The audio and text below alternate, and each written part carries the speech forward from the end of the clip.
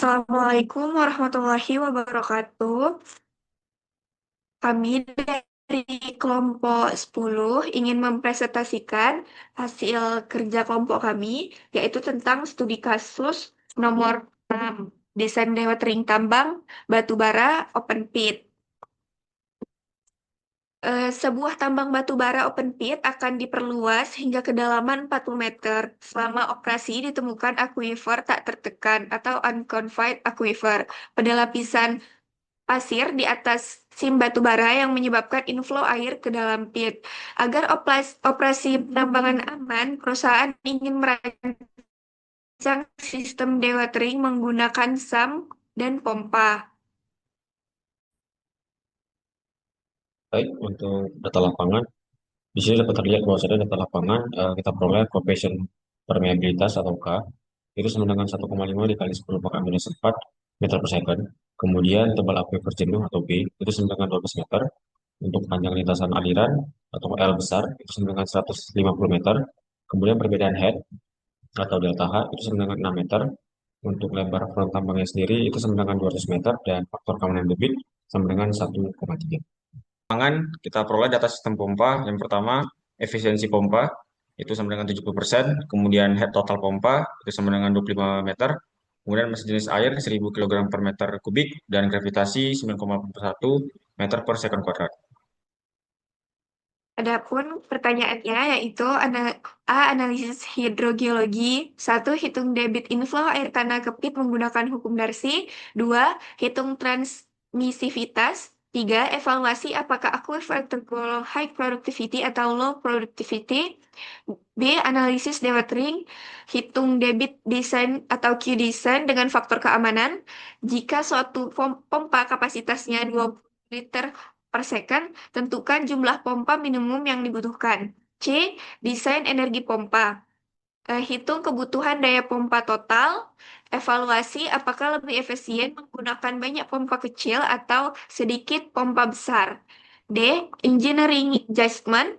Jelaskan resiko jika K meningkat akibat rekahan, terjadi hujan ekstrim. Dan yang terakhir, usulkan dua metode tambahan selain pompa untuk mengurangi inflow.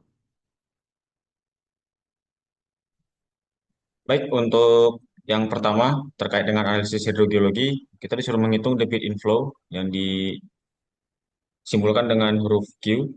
Jadi, yang pertama kita harus menghitung luas eh, penampang aliran, ya di mana A sama dengan B dikali dengan lebar, sehingga kita peroleh luasan sebesar 2.400 meter persegi.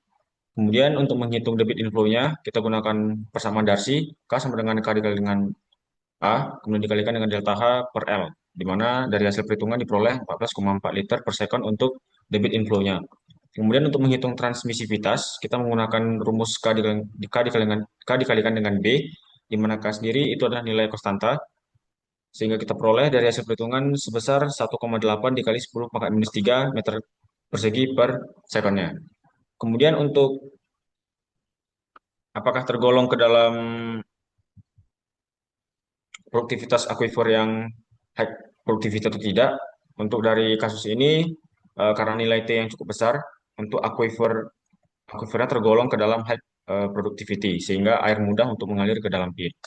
Kemudian untuk analisis dewatering untuk bagian B, untuk menghitung debit design atau Q design, kita menggunakan rumus 1,3 dikalikan dengan Q, di mana Q design diperoleh 18,72 liter per sekonnya. Kemudian untuk jumlah pompa, nah untuk kapasitas pompa dari data diperoleh 20 liter per sekonnya, sehingga untuk jumlah pompa itu kita bagi saja dari nilai debit design, yaitu 18,72 dibagikan dengan 20, sehingga kita peroleh lebih kurang satu pompa. Namun ini kondisi yang cukup ya, namun sehingga kita sarankan untuk menggunakan tambahan satu pompa lagi untuk kondisi yang lebih idealnya. Kemudian desain energi pompa ya bagian C.